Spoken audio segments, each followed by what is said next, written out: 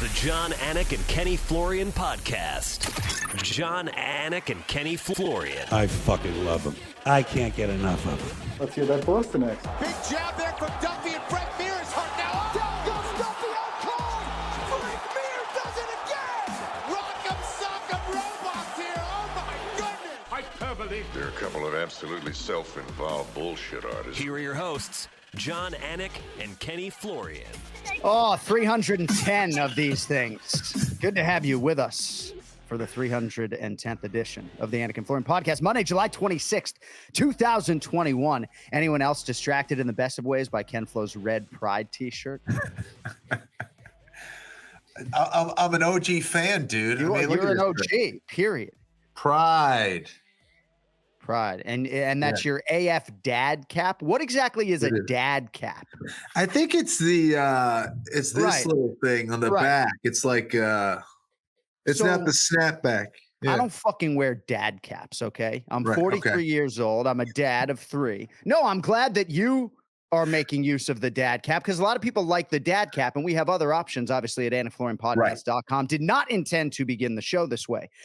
But the dad cap, I don't understand. You know, I feel like it's my dad on a boat, like 65 years old, like half in the fucking casket. It's comfortable on my melon. I got to say, it's a little bit more of a comfortable feel, especially if I go here and it's like I don't have that plastic thing digging into my big 5 head, you know? I get it. So obviously our chief marketing officer / executive producer, Cody Merrow, was onto something because I got to admit, when I first got the dad caps, I didn't quite understand the fascination. I'm a flex fit guy. I'm a fitted hat guy. You see my pinwheel hat today. Shout out to Wicked Tuna. But mostly I'm a Travis Matthew guy, and it's the flex fit and it's the fitted caps. But enough about that, because man, do we have a lot to talk about on the heels of UFC Fight Night. Sandhagen versus Dillashaw. You have a good weekend, by the way, Ken Flo? I did. I definitely did. Got some good training in, watched some amazing fights. Yeah. I know it's a loaded question when you have an infant / newborn. How is Archer doing? He's doing great, actually. He's growing like crazy. The crying has been less and less. He's sleeping more and more. We're headed in the right direction, John. And you got a lot of travel coming up for BattleBots / PFL. I do. I had a little bit of a cold this week. I forgot to mention that. So I'm a little stuffed up. Sorry for the extra nasally Ken Flow here. But I got some travel coming up next month, a bunch of work next month. But we will figure it out for the podcast. All right, good. I mean, I just don't want to be insensitive off the top, not asking about your weekend, but there's just so much to get into with this fight night. And you had it off. What'd you do? I did. Oh, it's a beautiful thing. And you give me that 7 p.m. Eastern main card start time, because 10:03, I'm out cold. That's huge. I mean, scorecards are red. I'm out cold. You know, I'm like Daniel Cormier walking out of the Octagon post-fight interview. This fight card ends, I'm going to bed. But I love that 7 p.m. Eastern start time because I was able to watch the whole thing. And as I tweeted, it really is nice when you've been working the schedule that I've been working to be able to sit down and touch your top lip to your bottom lip and not say a word as these fights are going on. You know, I try to be silent for the entire fight card, but I couldn't help it once some of the judging intervened. I couldn't help open my mouth. No, hardest job other than fighting is judging, and we'll get into all of that. But TJ Dillashaw returns with much fanfare. There were a lot of people who wanted him to lose this fight, Ken Flo, and I'm hoping that we can spend more time on the performances than the scorecards. I just am happy for TJ Dillashaw. I thought he performed admirably. We learned after the fight of some of the challenges that he dealt with during his training camp in terms of his health. There was obviously adversity in this fight itself. But Cory Sandhagen is a real problem. A lot of people thought Cory won the fight. What'd you make of TJ Dillashaw's return and ultimately the way it went on the cards? You know, I don't want to sit here and turn him into, some hero now, based on everything that he dealt with. But he was dealing with a heck of a lot of stuff heading into this fight.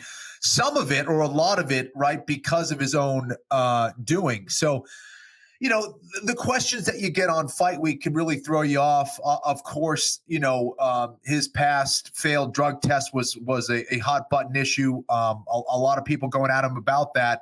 And that could certainly throw you off your game. There was a lot of questions about his conditioning and how he would look, and being away for 2 years, having the cut set him back, and then kind of rear its ugly head literally during the fight, he dealt with a lot. And the fact that he was able to look as good as he did, both physically, technically, and spiritually heading into this fight, whether you had him winning or not, right. This was a big win for him. Again, to look this good against a killer in Cory Sandhagen, it was just an amazing performance from him all the way around, top to bottom. And I came away extremely impressed. TJ is a stud, dude. We knew that, but he confirmed it yet again. What a hard fight to come back to. And again, I thought Cory Sandhagen won the fight, and we will get into all of that stuff. But I do believe TJ Dillashaw, as much as this might nauseate the Ray Longos of the world, deserves to be celebrated, right? For coming back in this form, for leaning on the wrestling when he didn't have a lot of sparring rounds to lean back on in training camp, to deal with that cut in a most awful place, and to fight through that, and then to come back with the knee and win that third round. Right. Well, and the hurt knee. I mean, he injured his knee in round one. It popped on that 50-50 inside heel hook, which is brutal. Looked like he was pulling it out, popped his knee out, was certainly limping back to the stool after round one. So he was dealing with a hurt knee for 20 minutes. 20. Yeah.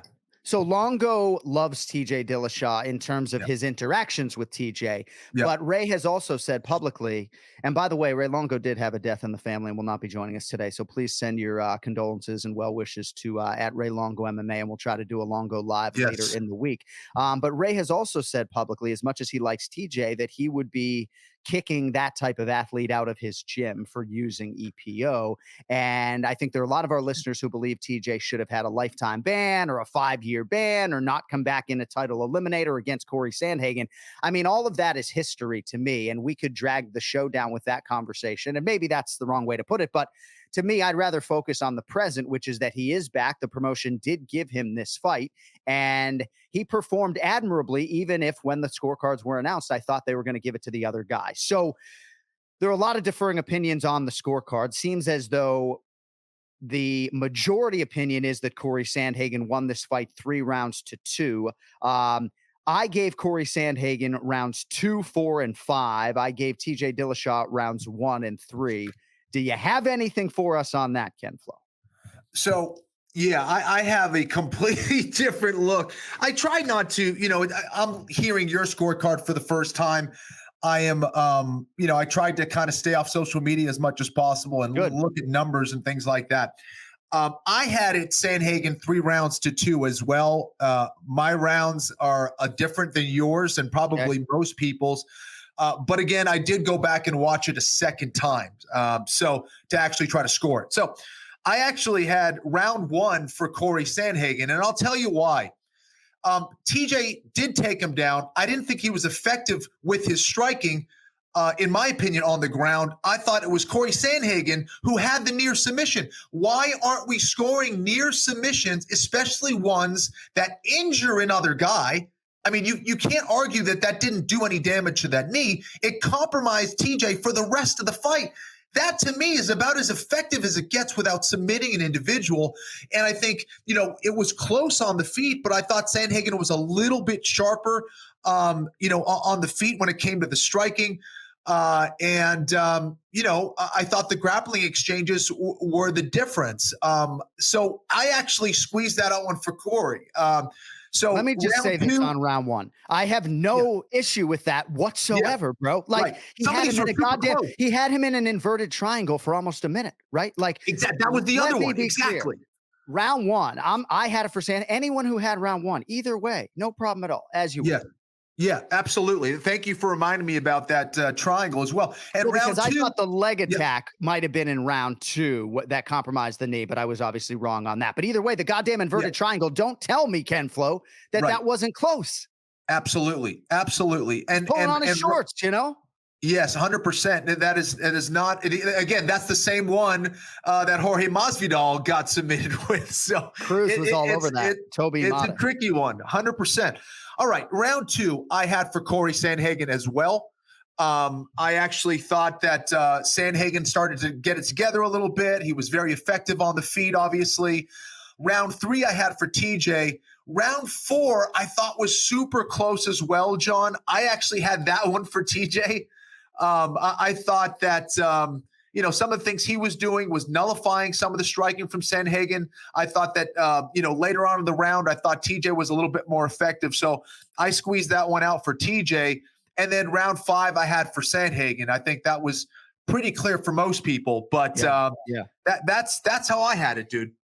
Not a robbery, although some who went into deep video breakdowns would even suggest that it was a robbery. And by the way, I correct myself. I had Dillashaw 1-3 and Sandhagen 2-4 and 5. But I can certainly see why. No, I can certainly see why with that inverted triangle that people would score for Sandhagen. So there's a lot that goes into it. And I don't think Cory Sandhagen will lose too much in terms of the pecking order. He had an interaction with Sean Shelby after the fight, and he's one win away from a championship opportunity. And he really owned this performance. It's not as though this was a perfect performance from Cory Sandhagen. He felt like he needed to do more. And I don't want to talk about open scoring necessarily, but man, it would have been interesting if Cory Sandhagen knew he needed that 5th round.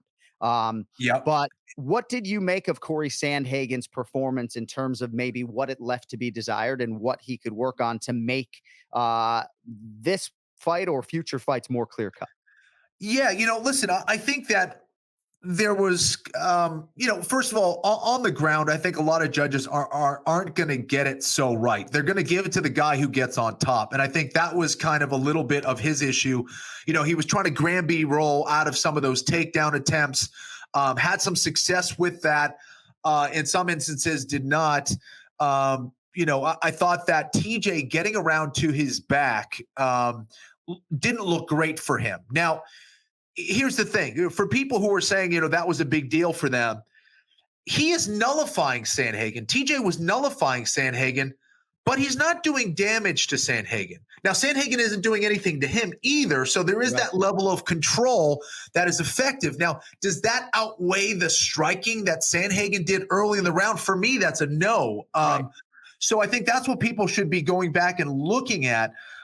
In a wrestling context, I think it shows a certain level of control. But again, TJ wasn't necessarily hitting a ton of takedowns and then getting control after that. Not a ton. Right. There were very few. So for me, I thought that those, rounds that were close on when it came to the striking, that might have been the difference. But for me to say, hey, give those rounds to TJ when Sandhagen was out striking him, I think that's unfair. So, so again, to get back to Sandhagen, he needs to get those underhooks. He needs to blade his body, get those underhooks, keep him facing TJ a little bit more than allowing TJ to go around to his back, which was essentially nullifying his ability to attack TJ with anything effective. Right.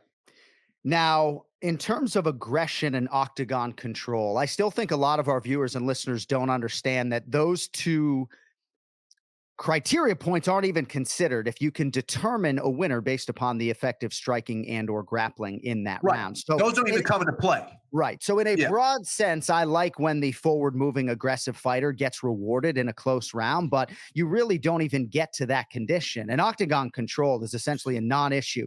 That means a judge would arrive at a 10-10 round. And then because Dillashaw maybe was controlling the octagon, you would swing the round in his favor. But either way, a lot of people feel like these guys are destined to fight again. Certainly Dillashaw has more healing to do than Cory Sandhagen does, but it's amazing in terms of these fights and how they swing. And now Sandhagen's going to have to fight somebody like, I don't know, Rob Font, or I don't think it would be Dominic Cruz, but now Sandhagen's going to have to fight somebody else. And I think Dillashaw's got to be in line for the Jan Sterling winner after getting the nod on 2 of the 3 cards that actually matter. I agree. I don't think either of these guys should, and I stress should, lose too much from this, whether it was TJ or Sandhagen. I had Sandhagen winning as well, as you said, but neither of these guys really lost. It was super close. I could see both reasons for it, but I did think Sandhagen should have got the nod.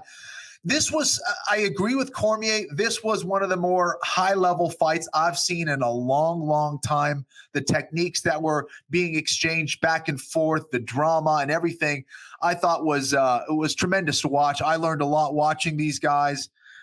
So what a display from both men, in their primes, really. I thought it was a definite treat for everybody. And there are going to be people who are going to forever judge TJ Dillashaw and really don't want to hear anything that amounts to praise for him in terms of his skills. But pre-EPO, there are a lot of people who suggest that he was using performance-enhancing drugs, even though there's no proof of that or positive test to prove that point. But there are a lot of us out there who absolutely have loved watching this man compete as a mixed martial arts athlete and are happy that he is back. And there's a family side of this. I'm just happy for his family. And to your point, the mental and physical toughness, but the mental toughness, right, to deal with, granted, a predicament that he firmly put himself in. But that had to be a hard fight week for TJ Dillashaw, especially knowing some of the stuff he was dealing with in training camp. And again, I know a lot of you don't want to hear that, but it's a good man in a lot of respects, and I'm happy for him. And I think for Cory Sandhagen, he couldn't have handled this loss any more graciously, you know, in terms of his voice on social media. And I don't think a lot of us feel like his star dims at all. I think if anything, Ken Flo, I mean, accruing these 5 rounds before he gets to a title fight, I think is enormous. So I don't know. How about this bantamweight division? I mean, it really is one of the toughest divisions in the UFC right now. A ton of killers. With a bunch of variety, and it's great to see that depth at bantamweight. But, you know, good luck to anyone who is going to face either of these guys in the future. Yeah. I mean, Sandhagen's just going to be that much more of a beast. TJ is certainly going to learn a lot from that going 5 rounds. But you know, against someone like Sandhagen after a long layoff. Yeah. But yeah, I mean, just a really highly technical and entertaining fight that definitely delivered. That was one of those fight nights that I think people will remember for a long time. And I feel for Dominic Cruz having to call that fight, Ken Flo, in a lot of respects. You know, I mean, just the history with TJ, the potential future history with Cory Sandhagen, the fact that there are stylistic similarities in terms of what he does with his footwork and what these guys do, right? So he's trying to do the job. And I really thought he took himself out of the equation and was very praiseworthy of both of those athletes and very forthcoming with the right analysis. So I wanted to shout out my guy there. Cody, I mean, am I missing anything, Kenny, on Dillashaw Sandhagen? I mean, I really enjoyed watching that. I don't know if I'm missing anything, but at AnikFlorianPod, if there is anything that we really missed. All right, co-main event, Raulian Paiva over Kyler Phillips by majority decision. So Raulian Paiva, the longtime flyweight, had weight cutting issues, moves up to 135 pounds. He will take Kyler Phillips' ranking in the top 15. A lot of layers to this one, Ken Flo. A lot of folks out there thought Raulian Paiva deserved a 10-8 in round 1. What'd you make of the co-main event Saturday? That Phillips deserved a 10-8 in round 1, right? Is that what you meant? Yes, I apologize. Yeah. So, no, that's the way I had it. I thought it was deserving of a 10-8, especially when you look at the last 30 to 45 seconds of that first round. I mean, he hit him with some bombs. I mean, the fact that Paiva was able to take those shots is astonishing. Those were huge shots, the elbow, that right hand. And if you blinked and if you weren't at the right angle, you weren't going to see those shots. And Paiva, like, just, you know, his head kind of swung back and it kind of went back into place. There were a couple times where he kind of stepped into potholes. But if you weren't really watching, you could have missed those shots. Maybe that's what, why the judges did what they did. But I certainly had it 10-8 for Phillips in round 1. Round 2, I had for Paiva, you know, him coming back.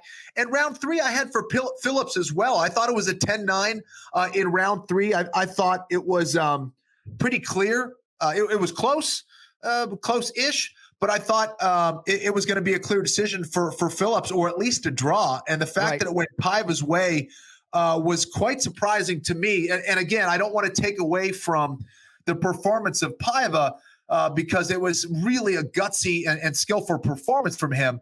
But, you know, when we look at numbers, John, and I think this is kind of an American thing, right? We like to put up these numbers, whether it's on ESPN or Fox Sports, and we feel like, you know, this is going to tell the story of what happened in the baseball game or the basketball game or the MMA game. I think it works better for other sports than it does for MMA. MMA is both a science and an art, and how you interpret those things is open to debate. I also think that how do you deliver a message through numbers when, you know, if I hit you with 10 skimming shots on your head, 10 jabs, and you hit me with one bomb that rocks me in the fight, do the 10 numbers really add up if I did literally nothing to you with those 10 punches? Right. So it's a tricky thing.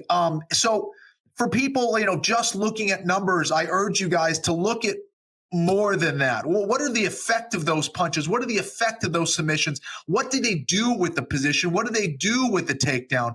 It goes deeper than just kind of looking at numbers and putting it together. It's not that simple. It really isn't.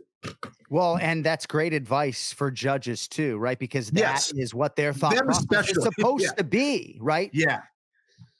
In terms of the word damage and dominance and duration. And there's a lot of mathematical issues I have with this particular fight. So I believe Sal D'Amato is the best judge in mixed martial arts. I don't think this was a perfect night for him overall, but he did have a 10-8 for Kyler Phillips in round 1. And obviously you've heard us talk a lot about more liberal 10-8 rounds being doled out by the judges. This is definitely something that is encouraged in the new language.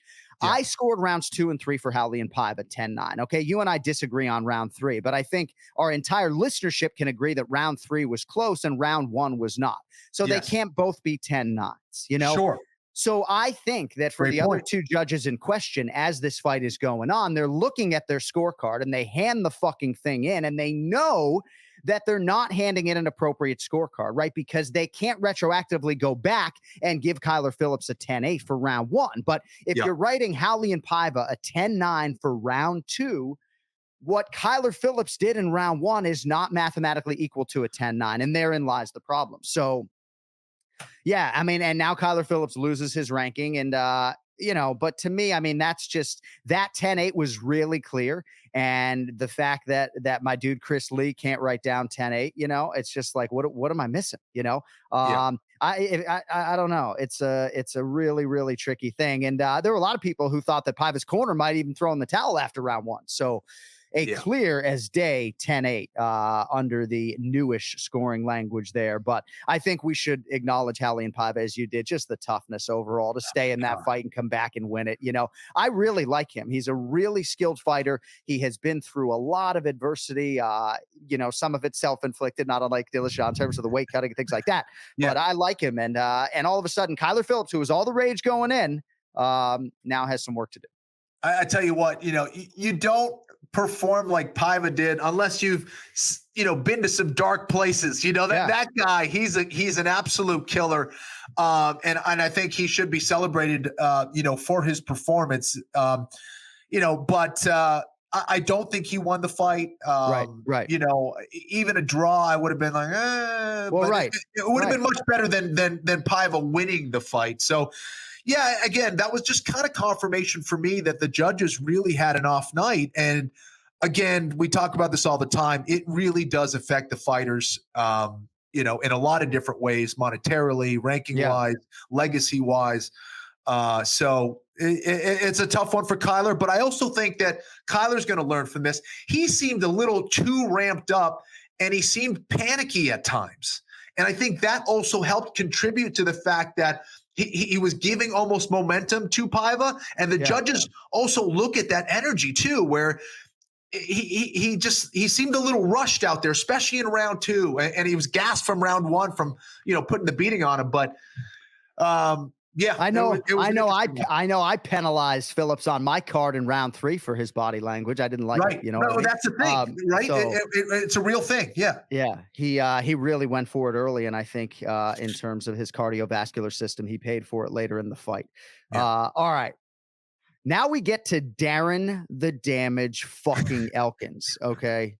I mean, I don't even know what to say about this guy, but if you are walking to a sportsbook window and betting against Darren Elkins with your hard-earned cash, got to find better options on the board, because this man is a zombie and he will break you. He broke a guy in Derek Minner who's really hard to break. How about Darren the Damage Elkins still going strong?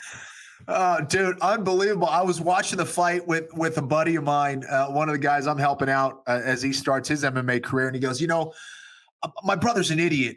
He just told me that he had Minner winning. He bet Minner to win in round 1 by submission. And we're watching this fight, and he has Elkins at a bunch of different positions. He's almost getting him to submit.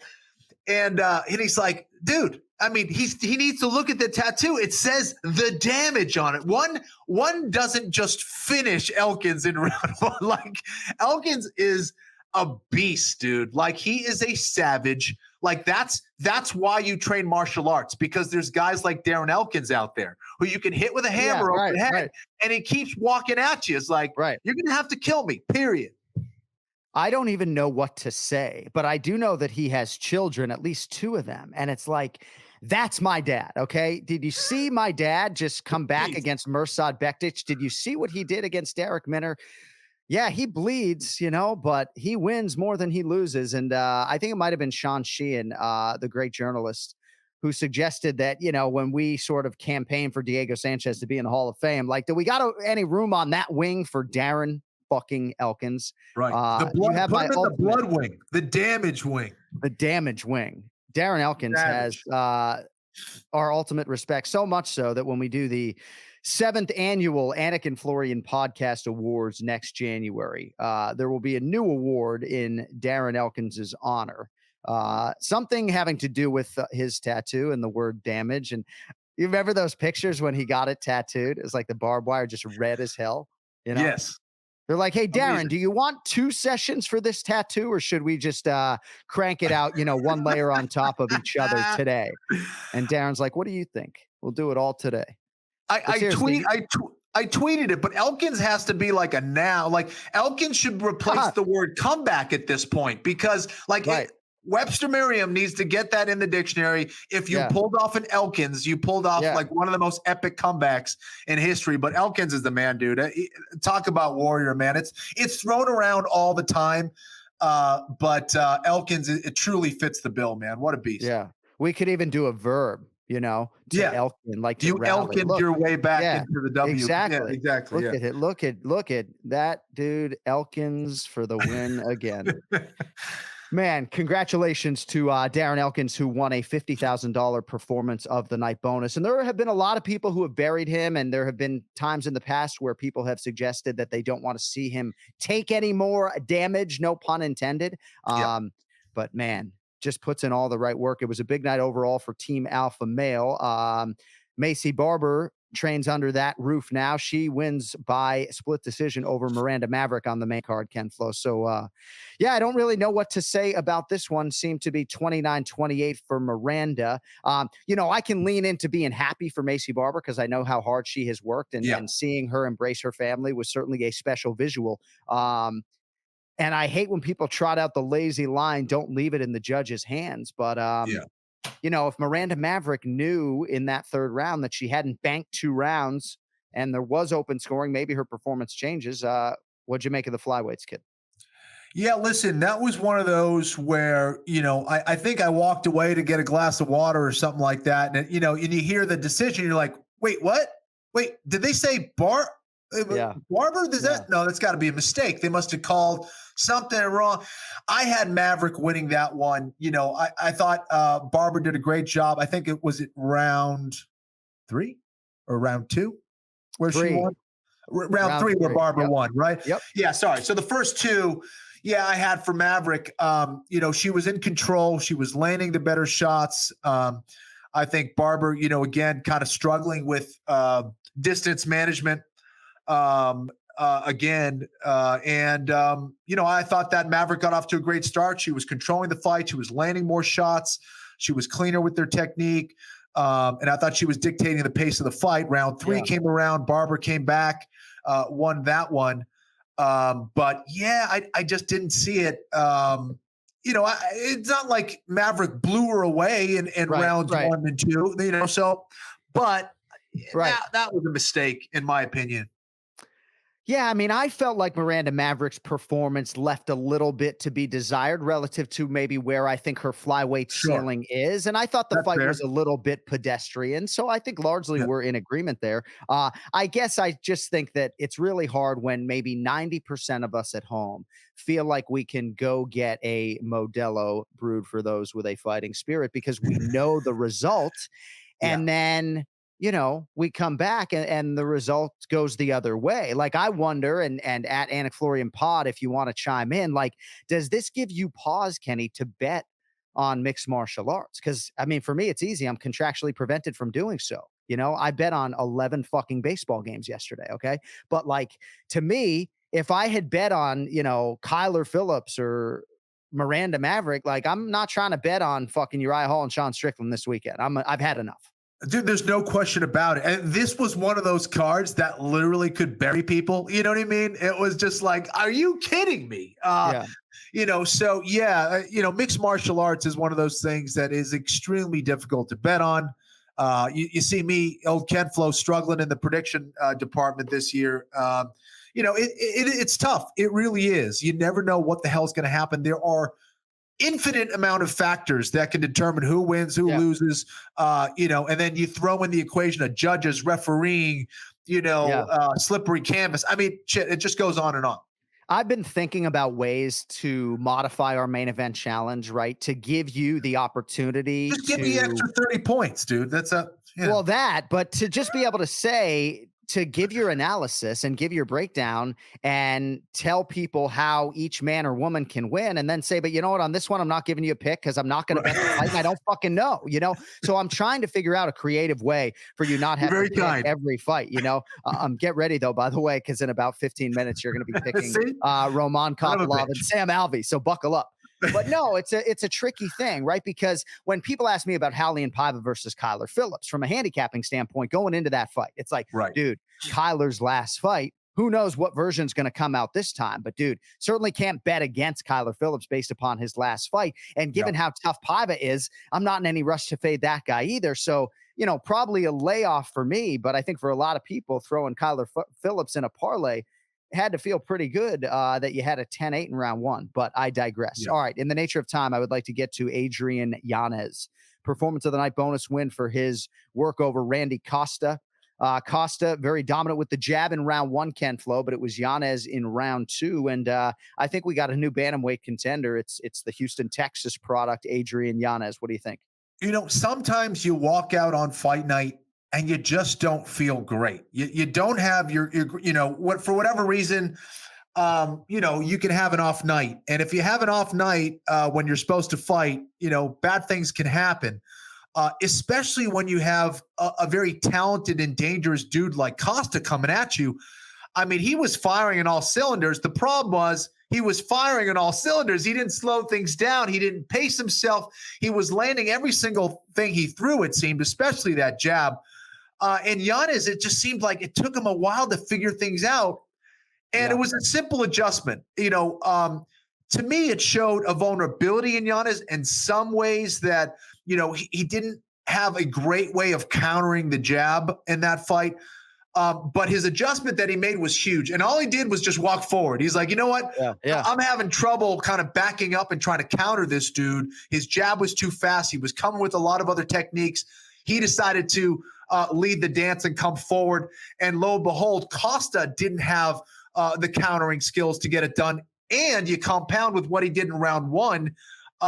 He was just exhausted, didn't pace himself. Right. And Yanez came back to show that he is not only a dude who's a hammer, but he's a nail as well. If you think you're going to go out there and take out Yanez and overwhelm him with volume or hard shots, think again. Yanez is there to fight to the death.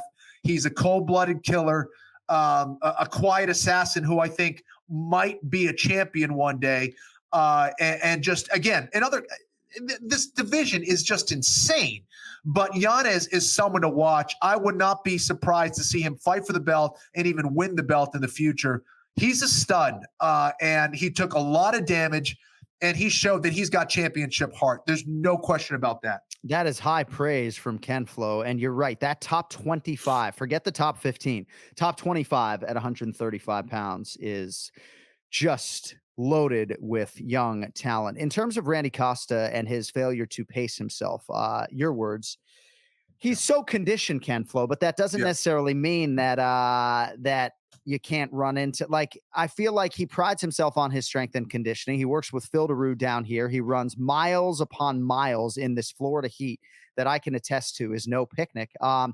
Yanez goes body uppercut. I don't know if it was the body shot or a combination of the body shots with the uppercut or the conditioning, but I don't even know if I'm asking you a question, but Costa prides himself on his physical conditioning. And if you don't pace yourself, it doesn't matter how hard you work, I guess, in training camp. Is that right? Yeah, there's that. Absolutely. I think that's a great point. But also there's the emotional connection to the fight itself. Like it's one thing to be in great shape, on the road when you're putting in your miles or on the pads or even in sparring. But again, we've seen it so many times. I've seen it so many times with, people I train with. Amazing in the gym. They get out to fight. You don't quite see them perform the same because of, the pressure, the lights, whatever it is. They're not comfortable in there. So that emotional connection of fighting in the biggest MMA promotion of the world will throw off a lot of people. Yeah, and I think getting that comfort level to the point where you're nice and relaxed, I think will help Costa. And I think he's going to learn a lot from that. Costa is another guy who can go very far as well. No doubt about it. And Cody's telling me Randy did say that it was the liver shot that sort of spelled his fate. And that'll do it as well. And obviously, fight to fight, emotions can be different. I know for you, maybe in Boston, emotions were there that maybe weren't there in Vancouver. But Ken Flo's good at flipping that switch, though, I tried. Flipping that nasty prick switch just up from off to on. All right, so again, Brendan Allen, Nassourdini Mavov, Mickey Gall, Julio Arce, Sajara fucking Eubanks in the shape of her life. I mean, I could spend 5 minutes on how much time she put in to really become a flyweight physically, on and on it goes. But Brendan Allen at 185 pounds, it stands to reason would be a real problem. I think the only thing that I could see as a knock on BA is that I don't know that he loves fighting and loves training as much as these other guys. Like he loves his family. Right. Like but man, he is one of the more well-rounded, skilled fighters I've ever seen. A lot of people felt like he needed a floor fight against Punahele Soriano and was able to beat him on the feet 30-27 times 2, 29-28 on the dissenting card. Nassourdini Mavov with a nice finish. Mickey Gall. Great UFC Fight Night at the old UFC Apex. All right. We will have more on UFC Fight Night. Sandhagen versus Dillashaw later in the week with Ray Longo. Now, though, it is time for the pronunciation of the week. It is presented by Canadips. They got a big giveaway going on their social media this week as we call on our executive producer, Cody Merrow. What's up, kid? Huh? Gentlemen. I might change my last name to Costa. Randy Costa, Cody Costa, Cody Costa. You would just be the hottest trio in MMA. You know what I'm saying? I mean, I know your softer side. I think Merrow's a little softer than Costa. No? Yeah, Merrow means mermaid as well. So I think not really something I'm that proud of. There you go. All right, so we do have some voicemails from our voicemail line that I'm going to get to in a little bit, but I would like to start with the pronunciation of the week if you're so inclined. So this one's interesting. He's a German fighter who is going to face the highly touted Munir Lazez this weekend on ESPN. And Cody, I'd like to hear you say this German fighter's name. East German specifically. But the way that you say his name is Niklas Solcha. All right. Niklas Green Mask Stolze. Niklas Green Mask Stolze.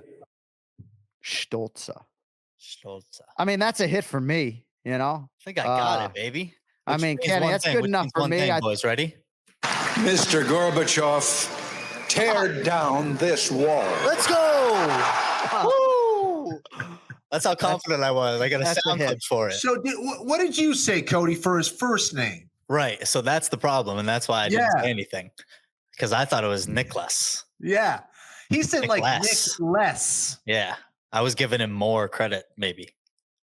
Yeah. Yeah. I mean, hey, it threw me off, but I'm saying Don already the first name. Just like the 10-8 scorecard, he wrote it, it's sent in, it's gone, Yeah, and he doesn't have to answer any interview questions after about it. So there's no replay. Can we go back to a replay? Right. No. Right. No questions. It's just gone on to the next. Our good man, Bo Templin, suggested that there should not be instant replay for the pronunciation of the week. And I agree with that. All right. We also have a file. This one's for you, Ken Flo. I'm not going to ask you to say this fighter's name, but I pulled up this file for you because this fighter's last name is Yahya. He is a Brazilian fighter and certainly resonates with our audience. He's been in the UFC for almost 11 years. But I want to play this file for our listeners because every time there has been a Rani, But every time there has been a Yahya fight, Kenny, over the last 10 years, we called his debut, if I'm not mistaken. Yep. But every time there has been a Yahya fight over the last 10 years, we hear from somebody suggesting that we pronounce his name incorrectly. So, Cody, for the audience, can you play Yahya's file? Rani Yahya. Rani Yahya.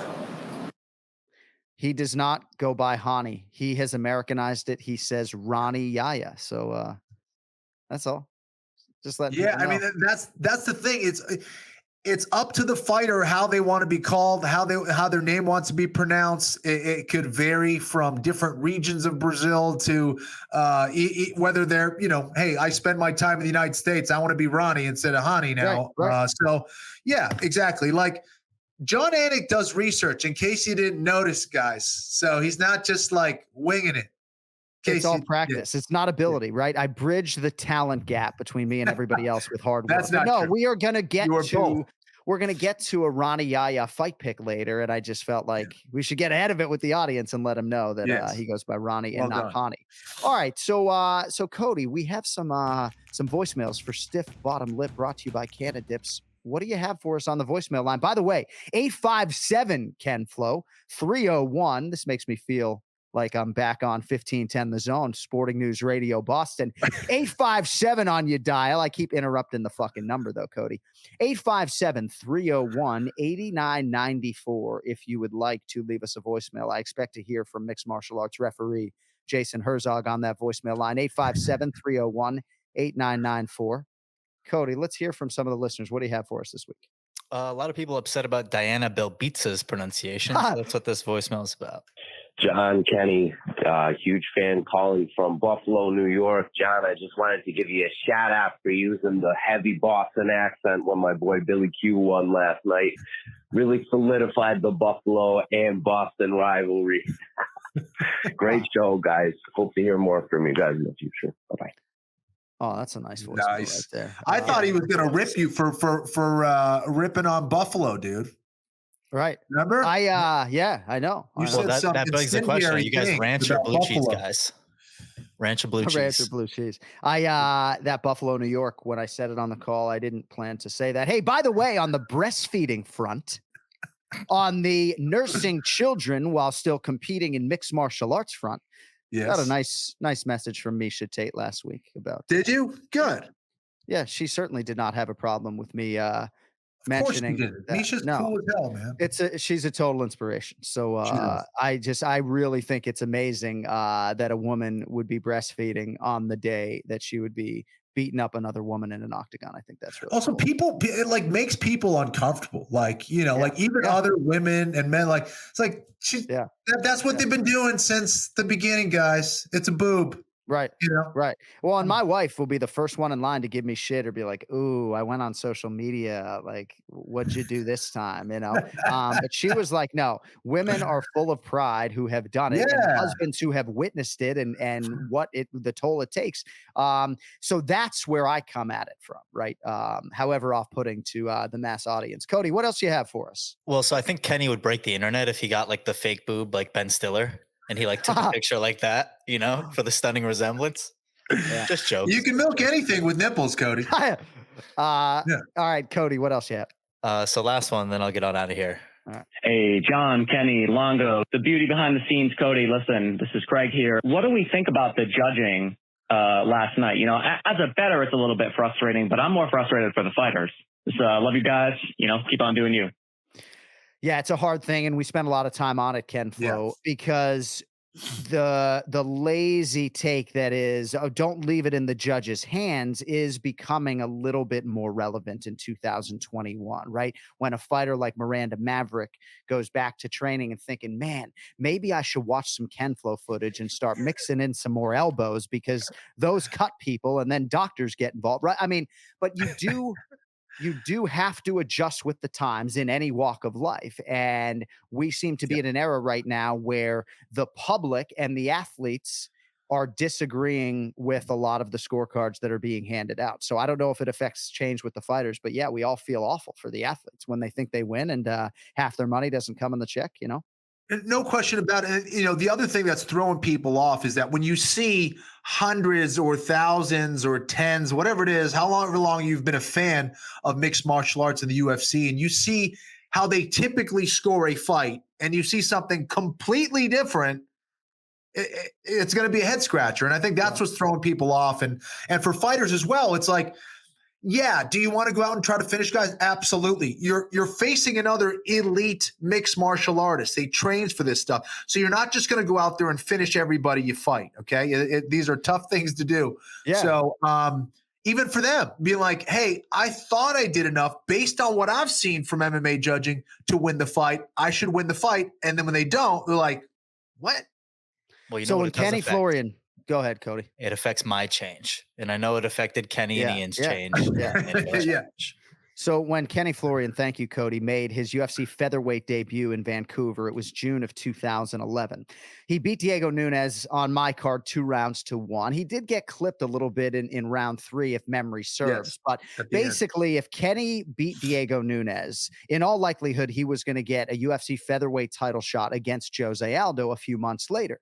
And I remember thinking, like, yeah, it's Ken Flo 29-28, but in those 3 minutes, you know, at commercial break at home, I'm thinking, man, you know, like he might retire if, you know, he doesn't beat Diego Nunes tonight on 2 of these 3 scorecards, right? Because of his back and everything else. But got the title shot against Jose Aldo, and then ultimately the back gave out. All right, we have another UFC Fight Night coming up this weekend. It's UFC Fight Night.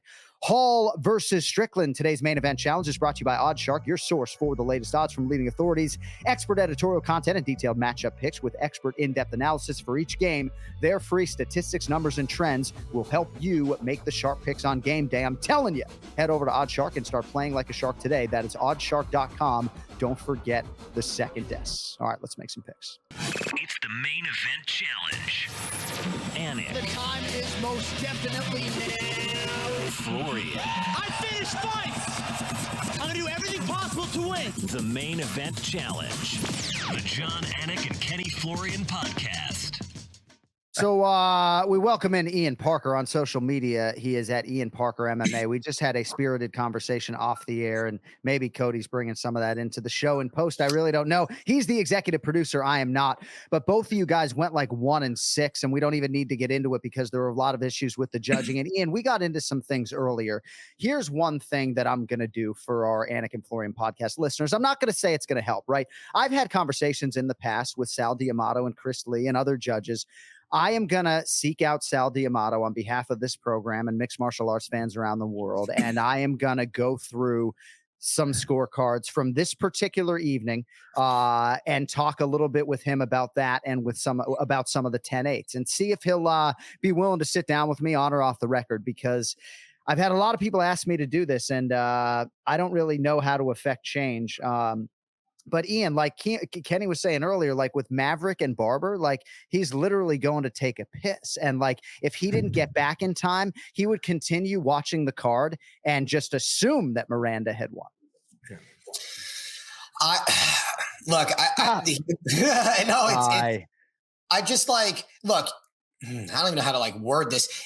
I just don't understand how certain things are so unclear when they're so drastically clear. Like, you even remove the stats. Forget that she outstruck Macy Barber in significant strikes by almost, 2.5 times, right? Forget about the control time. When Uriah Faber is yelling at Macy Barber in rounds 1 and 2, hey, you need to try and hit her. I mean, like, he's not saying that because he's hitting her a lot. He's not saying that because she's winning. Like, pick it up. You're losing. Hit her because you have not hit her. Like, I just don't – like, I understand that fights are close, like the TJ and Cory fight. Okay. But, like, round 4 for TJ? No.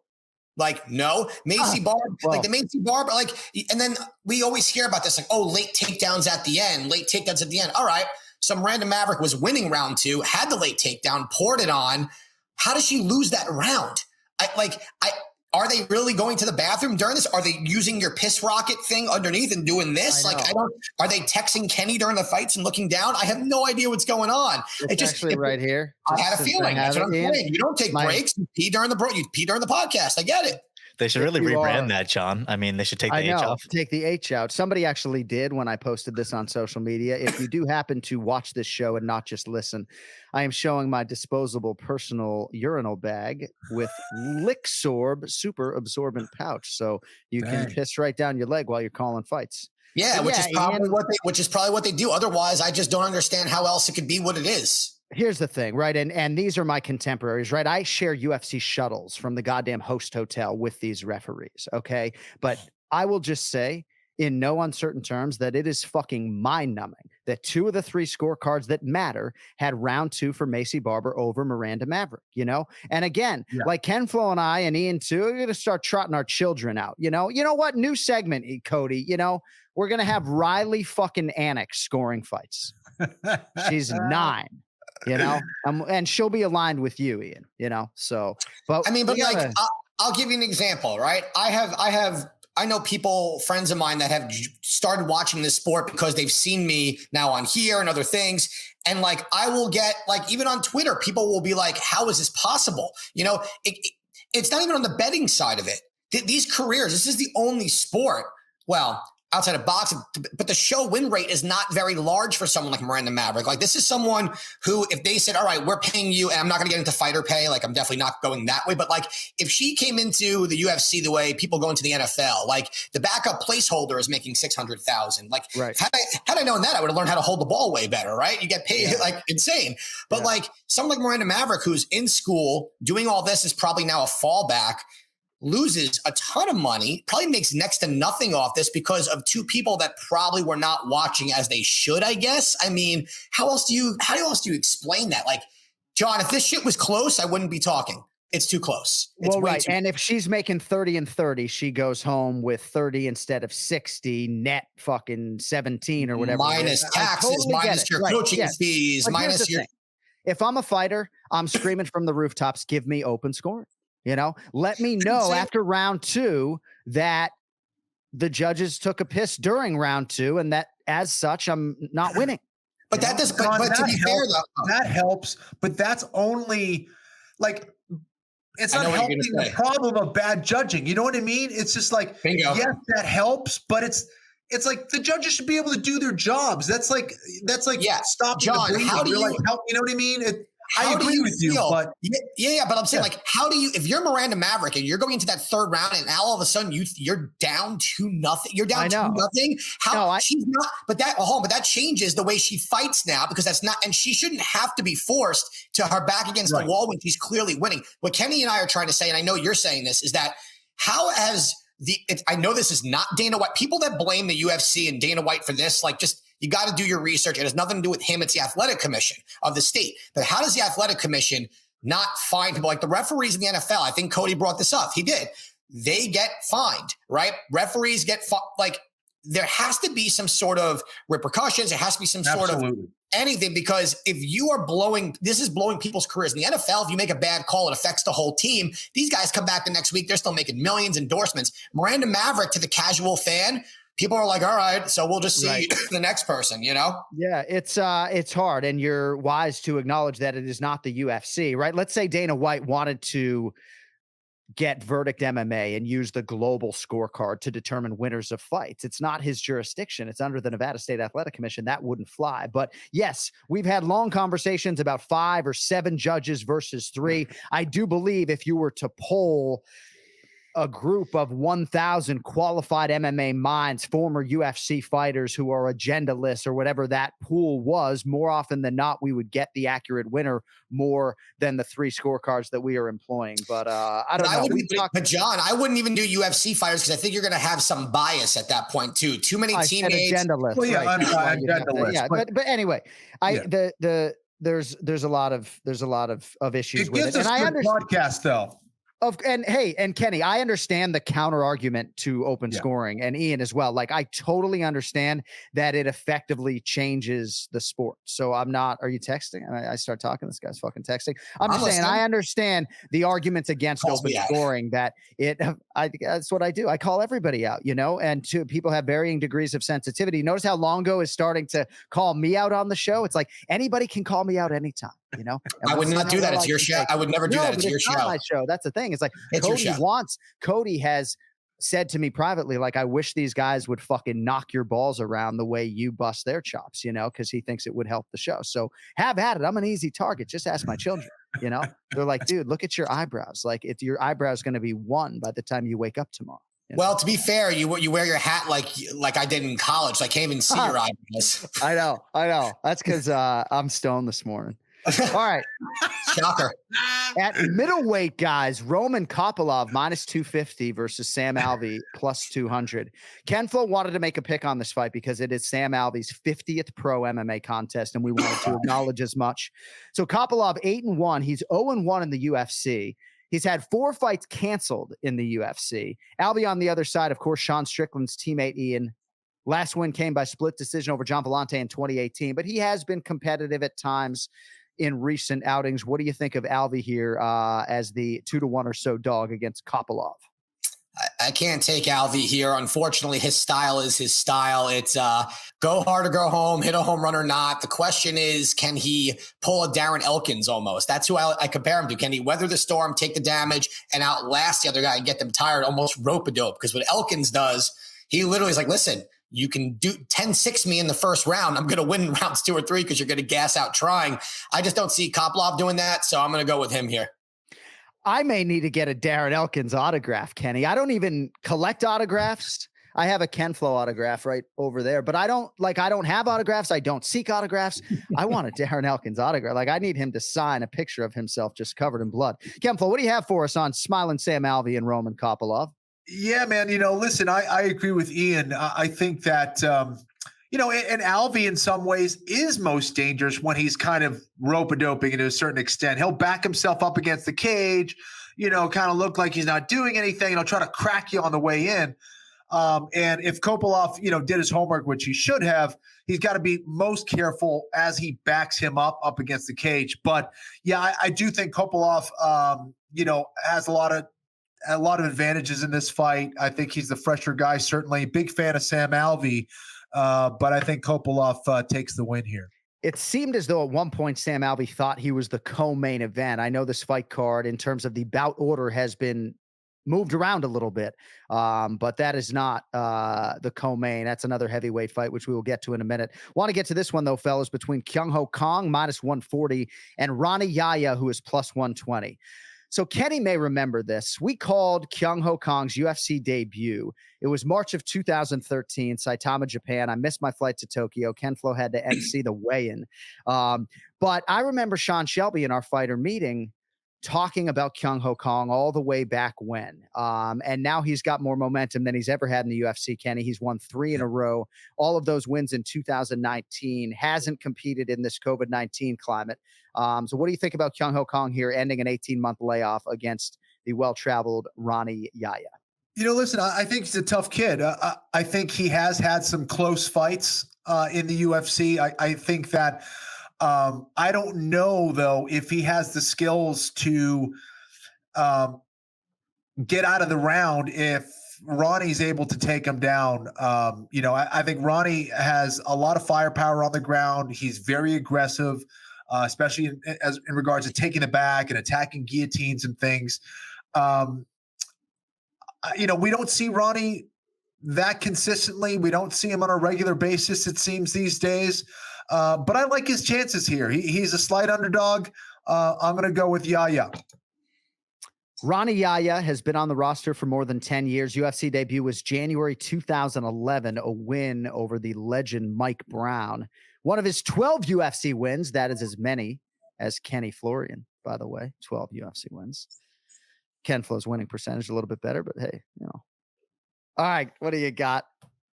Yahya, Kyung Kang, Ian, Rani Yahya coming off a submission win over Ray Rodriguez back in March. I was just waiting for all the Kenny Florian accolades and parade to end before we got to I'm looking around my office. Before we got to the most exciting fight in 2020. Yeah, let's bring out the trombones for Kenny real quick. I had it for Kit Cope. So look, I still, one day you're going to have to tell me how that fight came about. I still don't understand how his team ever thought that was a good idea. We were in the same locker room for 264. We were in the same locker room together. It was pretty funny, but he's still coaching and stuff. He's still coaching. Yeah, he's still in great shape. Yeah. Who's he there with? Who was he there with? He cornered Jessica I. Yeah. Team That I is ever. That explains it. Yeah. That explains it. Go ahead. All right, sorry. I like Ronnie Yahya here also. I think to Kenny's point, I write my picks down before we even do this. Guys, his opponent's been out for way too long, not fighting that COVID climate. And I think with Yahya, also his striking has gotten better. He's not just throwing to get the takedown. He's actually staying composed. He hits pretty hard. And I think he throws people off. And once he gets on the ground, he is so tricky. He goes, the only thing I will say though, and this is driving me crazy, and Kenny is a Brazilian Jiu-Jitsu expert, probably feels this. Could these guys stop jumping guillotine and losing position in every single scramble in the UFC? I mean, you even heard James Krause yelling to Minner, don't jump it, don't jump it.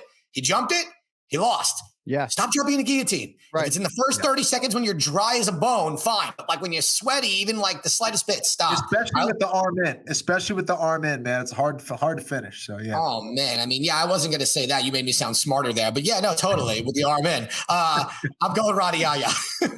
All right, co-main event was to go down last Saturday. Instead, it gets a 1-week delay and a far more prominent placement on the fight card. At heavyweight, Chris Daukaus -195, Shamil Abdurakhimov +165. We'll need the round, the method of victory, and all that. Ian Parker, co-main event. Daukaus has done some good things thus far, 3-0 in the UFC. How do you handicap this one against the returning Shamil Abdurakhimov? Shamil's, I think, being a little undervalued here. It doesn't mean I'm going to go that way, but he loses to guys I think that are better athletes, faster power punchers in the heavyweight division. And I think Daukaus has been surprisingly very, very good and been composed, not just going for the knockout. I think when he's just flowing with his punches and moving forward and using angles, his athleticism, I think, is quite sneaky. And I think he gets the win here. Shamil is not the easiest person to put out, and I haven't seen Daukaus really go past the first round yet. So I'm going to roll the dice and say he wins by TKO in round 1. But if he doesn't, I'm curious to see against adversity and cardio where he's at. So for now, I'm going to go that way. You're right. Daukaus is a sneaky athlete and physically getting better every day, trying to move to 4-0 in the UFC here against Shamil Abdurakhimov, who is back for the first time in a long time. Last appearance, a loss to Curtis Blades, I believe, UFC 242. So that was September 2019. 4 times Shamil Abdurakhimov was scheduled to fight Ciryl Gane in 2020. 4 times. Might be a blessing in disguise that you avoided Ciryl Gane. Visa issues also forced him out of a fight earlier this year against Augusto Sakai. So hard to know which version of Abdurakhimov shows up here. What do you think, Ken Flo? Daukaus or Shamil for you?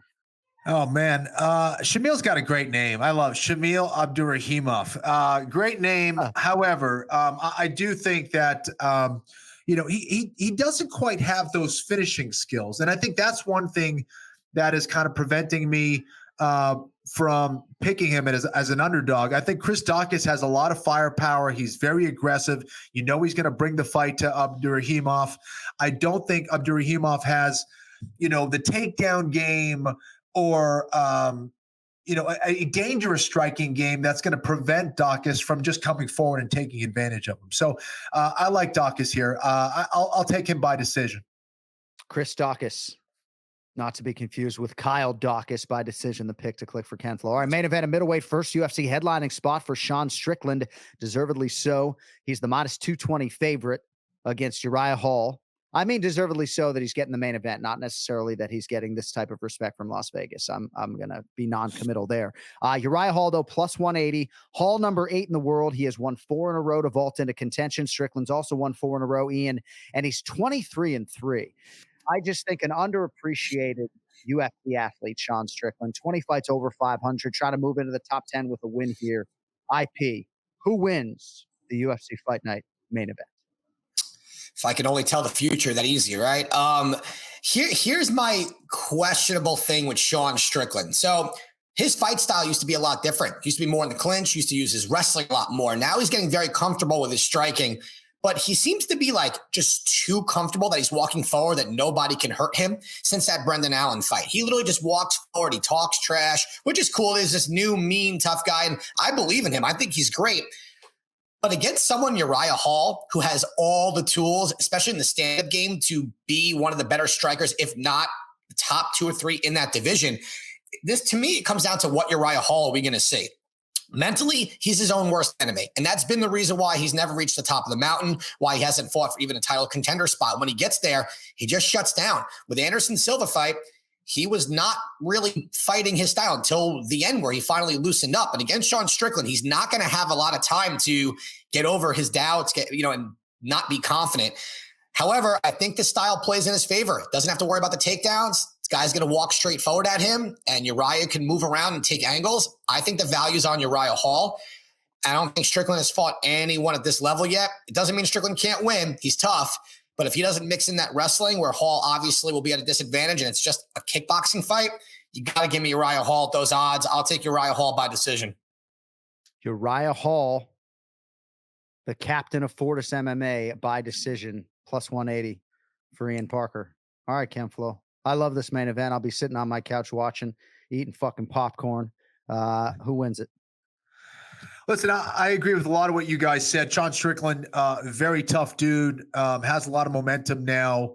But I do think he's facing someone very different in Uriah Hall. I think Uriah Hall is going to be a little bit too quick.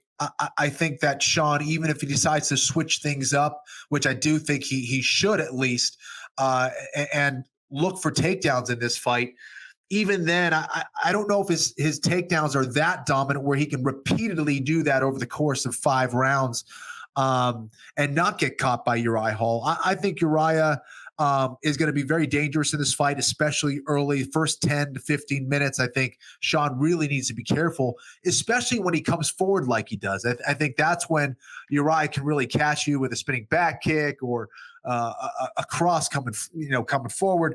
So I think I like Uriah Hall here. I need to do something a little different than Ian, right?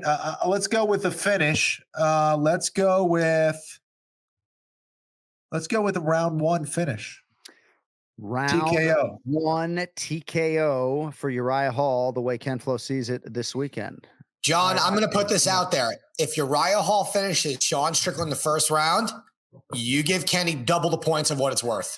There you go. You heard it here first. How about that? Sean's Still not won't be anywhere close to easy me. to finish. And this is no disrespect to Sean. I think it's a good matchup for Uriah. Sean's a stud. But we'll see what happens. All right, IP, good stuff.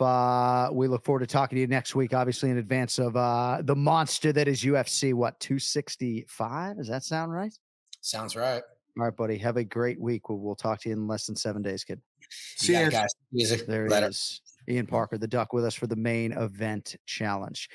All right, don't forget, more content at AnikFlorianPodcast.com. If you like my shirt with us on it, I don't know if I'll wear this. It's a good looking shirt. It's pretty sweet. Ken Flo front and fucking center. I love when my wife wears this to run. She's got Ken Flo front and center like that. AnikFlorianPodcast.com. We will be live either on Instagram or on our YouTube channel with Ray Longo later in the week. But certainly if you want to send him a shout at Ray Longo MMA, I know he would appreciate that. Thanks to our executive producer, Cody Merrill. Thanks to Ian. Ken Flo. Can we get the fuck out of here? You good? You got all right? Let's do it. Let's do it. Hey, thanks everybody for supporting the show. Really appreciate it more than you possibly know. Can't say that enough. Tell your friends, hit that subscribe button, all that stuff, because I guess it helps. But thank you for supporting the show. 6 years strong and running. We will talk to you next Monday, and we won't charge you. Until then, don't text and drive. You'll fucking later. Anik and Florian Pod. I finished fight. I finished podcast. Love you guys.